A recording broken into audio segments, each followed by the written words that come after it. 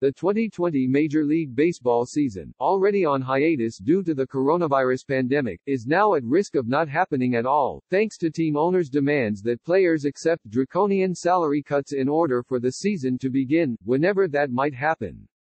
The league and its owners insist that the proposal they unveiled Tuesday, which would require some players to forego more than half of their salary, is a serious pitch meant to stave off further hardships. But the plan's details make it clear what owners are really after. They want to use the pandemic to finally break the MLB Players Association, long regarded as the most powerful union in American professional sports. That has been the owners' goal since the day the union was recognized in 1966, and they have continued to wage covert war against players throughout the period of relative labor peace that followed the fall-less 1994 season, when players staged a 232-day strike, and even canceled the World Series, over owners' demands that they agree to a hard cap on salaries.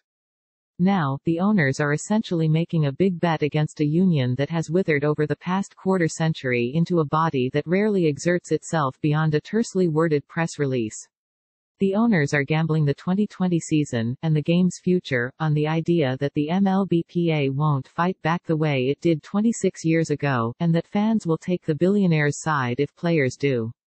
The MLBPA ought to call their bluff, even if it means there's no baseball this summer, and even if it means 2020 becomes as ugly a memory in baseball history as the strike-shortened season of 1994 is often portrayed. The owners' demands are patently ridiculous, and have been for weeks. They initially asked players to agree to a temporary, so they said, revenue model that would act as a de facto salary cap. After players rejected that idea, the league came back Tuesday with a proposal to cut salaries on a sliding scale, with the top-paid athletes taking a bigger hit than their lesser-paid teammates. The proposal would require Los Angeles Angels outfielder Mike Trout, the game's best current player, to take a roughly 70% pay cut while still assuming the health risk of playing baseball in a pandemic, according to ESPN's Jeff Passan. Other players would face smaller cuts under a plan that's obviously meant to split the union's rank and file from its superstars. But the details don't matter as much as the overarching truth. Players overall would transfer significant amounts of the money they are contractually owed to the billionaires who own baseball teams. There is no reason to believe the owners' cries of poverty.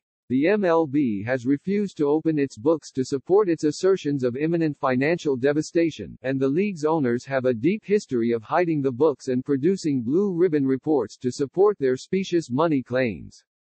Baseball still exists all these years later, despite owners' alarmism throughout the 1990s about what would happen if they had to actually pay players what they're worth.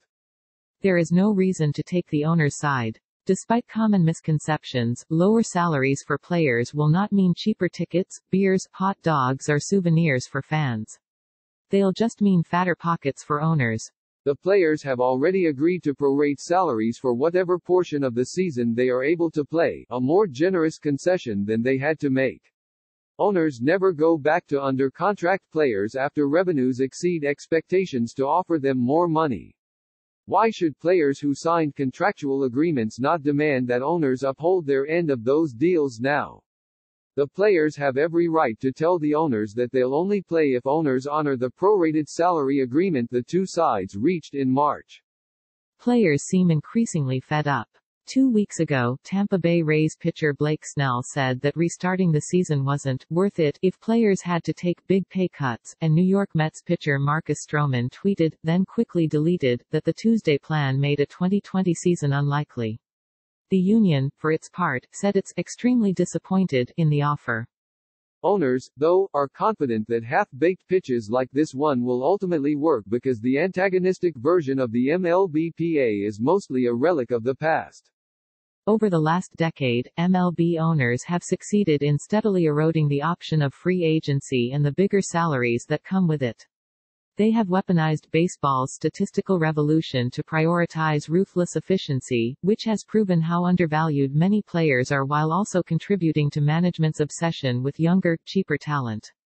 They've manipulated rules governing younger players and league-wide revenue sharing to further control costs, and they've diversified revenue streams by pouring cash into digital media ventures and ballpark villages, giving themselves even less incentive to spend money trying to win. The union and its collective bargaining agreement have done little to prevent owners from squeezing players at the top, bottom and each side. As a result, the share of league revenues that goes toward player salaries has fallen to modern lows, even without the dreaded salary cap that players once walked off the field to prevent. In 2018, the average MLB salary dropped for only the fourth time in 50 years. Baseball, in other words, has become something of a microcosm of the American economy, with an ownership class rewriting some rules and bending others in order to hoard as much money as possible at the top.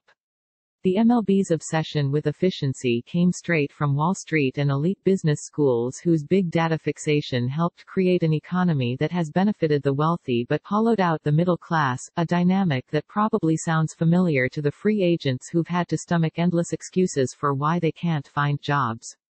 Faced with the sudden financial crunch caused by the pandemic, massive companies that wasted excess cash on stock buybacks and senseless acquisitions, instead of preparing for an inevitable downturn, have forced their workers back in the job with little regard for their health or well-being, sometimes twisting the definition of essential beyond all logic to do so.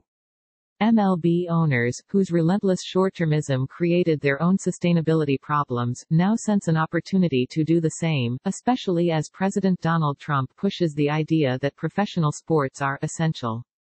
The MLBPA's reluctance to fight stems largely from the 1994-95 strike, the blame for which wrongly fell on the athletes, who were up against the perception that they were spoiled rich guys playing a kid's game, not workers in a labor system that left unchecked would have treated them the same way it does workers everywhere else. And the union is right that it will never win a public relations battle with the league office, especially at a time when 40 million Americans are newly unemployed. But it also doesn't have to. Instead of trying to win over the public, the MLBPA ought to take lessons from other workers who are as fed up with their bosses as baseball players should be. The last 2 years have seen a surge in union drives and strikes, a wave of activism that has now intensified during a crisis that further exposes how little big business cares for its most vital employees. From McDonald's to the media, workers have decided they have to fight, and many of them have won. At some point, whether it realizes it yet or not, baseball's union is going to have to do the same. And if there's no 2020 season, it won't be the players' fault.